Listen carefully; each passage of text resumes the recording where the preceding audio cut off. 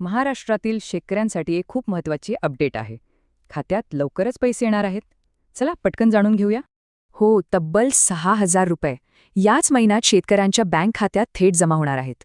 आणि ही रक्कम एका नाही तर 2 सरकारी योजनांमधून एकत्र मिळणार आहे. चला बघूया कसं ते. पण हे पैसे नक्की कुठून येणार आहेत? म्हणजे याचं गणित काय आहे? तर यात नमो शेतकरी योजनेचे 2 हप्ते आहेत आणि पीएम किसान योजनेचा 1. एकूण झाले 6,000.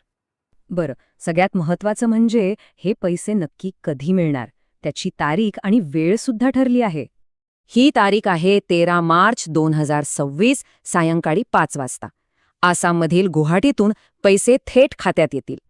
आणि फक्त महाराष्ट्रातच नाही तर देशभरातल्या तब्बल 9,32,00,000 शेतकऱ्यांना याचा फायदा होणार आहे. या दिवसाचं महत्त्व अधोरेखित करण्यासाठी याला पीएम किसान उत्सव दिवस म्हणून ओळखले जाईल.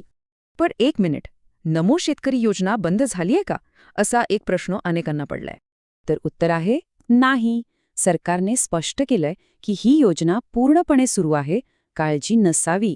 यासाठी स्वतंत्र बजेटची तरतूद झाली आहे आणि SC/ST शेतकऱ्यांसाठी खास निधीही राखीव आहे. ठीक आहे, पण मग हे 2 हप्ते एकत्र का दिले जात आहेत? याचंही एक कारण आहे.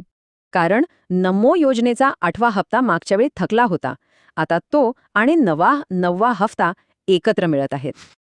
आता प्रश्न हा आहे की अशा एकत्रित अनुदानाचा शेतकऱ्यांच्या पुढच्या हंगामाच्या नियोजनावर कसा परिणाम होईल.